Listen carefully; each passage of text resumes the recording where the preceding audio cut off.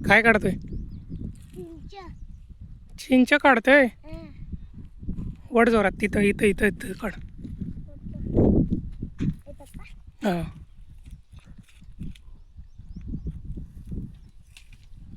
काढलं. अरे छोटा आहे ते, मोठं काढ.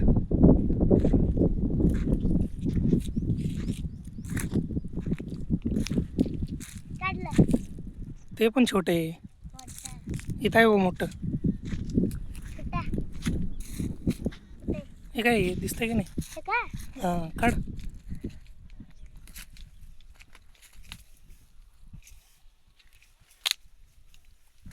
औच. अर्धच निघालं ते. काढ की ते. आई.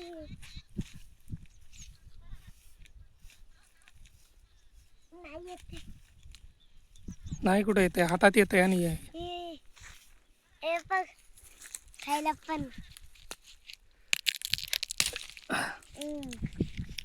आंबट आहे. सुकलेलं आहे ना पूर्ण? पण तुटतात ते. वरची साल काढ ना ती. हे का?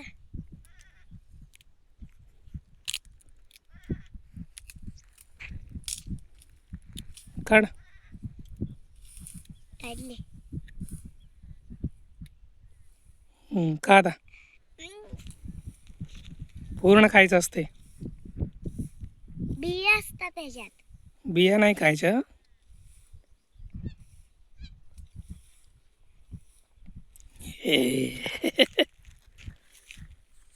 आंबट आहे. तर नमस्कार मित्रांनो, आजच्या ब्लॉगमध्ये तुम्हा सर्वांचं स्वागत आहे. आज आम्ही आलोय चिंच काढायला. हे बघा, माझं. भरपूर चिंच लागलेले आहेत आणि ती चिंच आपल्याला बडवायचे आहेत. दिसत आहेत का? पप्पा तिथे एक मोठी बघ. कुठे? तिथे हे बघ, असं चंद्र सारखं आहे ना. भरपूर आहेत. हम्म. आणि आता हे खालचं जे कचरा आहे ना सगळा काढायचा आहे आणि वरचे जे चिंच आहेत ना बडवायचे आहेत. बडवल्यानंतर खाली गोळा करता यायला पाहिजे म्हणून ना हे सगळा कचरा काढलेला आहे. इथलं गवत वगैरे आहे ना काढायला चालू केलं आहे. आणि तिकडच्या बाजूला ना एक गडी लावला आहे आम्ही. हे बघा, पळून चाललाय देव. हा गडी एका तासाचे 400 रुपये घेतो. हो हो गडी माणूस. किती घेत आहे? स्वच्छ करायचं किती घेत आहे? काय बोलण्यात राहू दे. हे जे चिंचेचं देठ आहे ना, हे दिसतंय का? हे चिंचेचं देठ अजून ओललं आहे, ते कंप्लीट सुकायला पाहिजे. सुकल्यानंतरच जेव्हा आपण काठीनं किंवा बांबू वगैरे असतं ना त्याच्यानं ते बडवल्यानंतर पटकन पडतात चिंच वरून, नाहीतर मग लवकर पडणार नाहीत. अजून ओलं असल्यामुळं अजून एक आठवडाभर तरी लागेल बडवायला. आणि ते मोराचं पंख आहे ना तिथं एक. कुठं? ठीक आहे. हा तिकडं अडक. हे पांढरं दिसतंय ना, हे ना मोराचं पंख आहे. हा मोर बसून गेला वाटतं. आम्हाला बघायचं होतं की तो मोर उडतो. हा उडतो, झाडात पण जाऊन बसतो तो. ते बघ पंख दिसतंय की नाही? हा हा मग ते झाडात बसल्यावर अडकले तिथं. नाचलं असतं ना, नाचून अडकलं असतं. झाडात नसतात नाचत, ते जमिनीवरती नाचतात. पाऊस आला तर मागचे ते काय पंख असतात ना ते उघडतात आणि नाचायला लागतात. तुई नाचे रानाच्या मोर. इथे काय? आणि ते गेल्या वर्षी ना चिंच बडवली नव्हती म्हटल्यामुळं, ते गेल्या वर्षी ना चिंच जे होते ना बडवले नव्हते, काढले नव्हते, त्यामुळे काळे बघा चिंच ते तिथंच वाळून कुजलेले आहेत. पप्पा इकडच्या साईडला तर भरपूर आहे.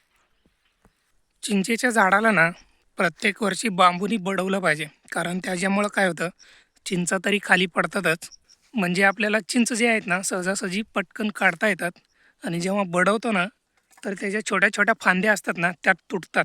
त्याच्यामुळे दुसऱ्या दिवशी जेव्हा चिंच लागतात ना तेव्हा ते जे फुटवे चांगले फुटतात त्याला आणि चिंच जास्त लागतात. त्यामुळं प्रत्येक वर्षी ना बांबूनी चिंच बडवूनच काढलं पाहिजे. हा त्याचा एक फायदा आहे. गेल्या वर्षी बडवला नसल्यामुळे ना ह्यावेळी चिंच तेवढे पाहिजे तेवढे लागलेले नाही आहेत, खूप कमी लागलेले आहेत. हेच जर गेल्या वर्षी बडवून जर काढलं असतं ना चिंच, जेव्हा चिंचेच्या झाडाचे फुटवे फुटतात म्हणजे पालवी फुटायला चालू होतात तेव्हा ते जास्त फुटतात आणि त्याच्यानंतर ना चिंच पण जास्त लागतात त्याला. जर तुमच्या शेतामध्ये पण असं चिंचेचं झाड वगैरे असेल ना, तर तुम्ही बडवून काढत जावा त्याला. म्हणजे चिंच काढत असताना बांबूनी बडवून काढायचं त्याला. त्याच्यामुळे पालवी जी आहे ना दुसऱ्या वर्षी चांगली फुटतात.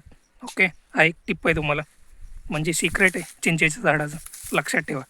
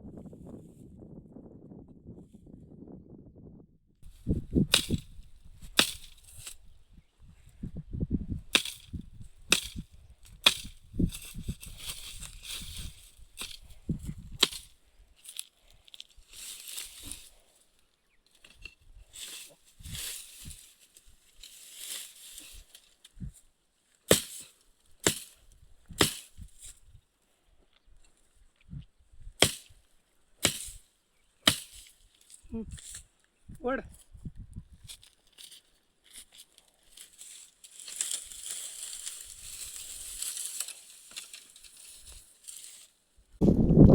तर मित्रांनो बघू शकता इथं सगळा कचरा आणि गवत जो आहे ना काढून घेतलेला आहे. आणि चिंच जेव्हा आपण बडवून घेऊ ना खाली पडल्यानंतर अगदी व्यवस्थितपणे ना वेचता येतील आपल्याला.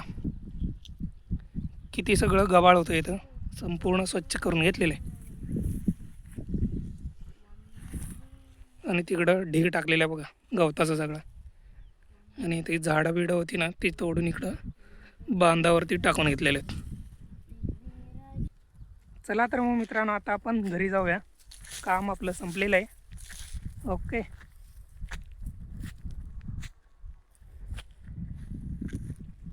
चल रे. किती झाला पगार? हा होय, मी सांगू हा 2000. 2000? ए जास्त देतोय काय त्याला? 2000 विचार काय नाही. एकच. मगाशी किती बोलले होतं? 400 का? हा दिवसाचे 400? हा एकच तास केलाय तो काम. हा मग किती झाले? माहित नाही. खूप कमी झाले. हा? तर हिशेब कोण करत बसणार? जाऊ दे, आता आपण दुसरी कामं लावूया त्याला. हे बघा मित्रांनो इथं ना लांडग्यानं वगैरे काहीतरी झालेलं आहे. म्हणजे लांडग्यानं एका बकऱ्याच्या पिल्लाला वगैरे पकडलेलं असणार आहे, म्हणजे शेळीच्या पिल्लाला बकऱ्याला पकडलेलं असणार आहे. छोटे पाय पडले, कसं येऊन पडलेले आहेत काय माहीत. मे बी लांडग्यानं धरलेलं असणार छोट्या पिल्लाला. ते बाकीचं सगळं खाऊन एवढंच फक्त इथं टाकून दे. 2 पाय मागचे आहेत ना, हे 2 पाय मागचे. तर शेपूट दिसतोय की ती शेपूट आहे छोटस. मागचाच पाय येतो. चला, तर असं बऱ्याच वेळेला होतं. शेळीची बकरी छोटी छोटी लांडगे घेऊन जातात चरायला वगैरे. कोणी घेऊन गेलं ना, असं जंगल असल्यासारखं असतं, झाडी झुडपं भरपूर असतात, त्यामध्ये लपून बसलेला असतो लांडगा. आणि एखादा पकडायचा, पकडून नेलं की गेलं. मग असं बरेचसे किस्से होतात तिकडे.